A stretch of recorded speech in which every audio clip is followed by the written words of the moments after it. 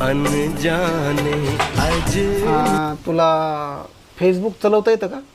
नाही नाही, काय असतं ते मला नाही माहिती, पण तुम्ही चलवीत जा, मी मागं बसेल. पोरगी किती भारी राव, मला अशीच पोरगी पाहिजे. तुला बीचवर फिरायला येशील का माझ्यासोबत? बीच? काय असतंय ते बीच? मला नाही माहिती. अगं बीच म्हणजे समुद्र किनारा, हातात हात घालायचं आणि समुद्राच्या किनारी लाटा संगट आपलं असं चलत राहायचं.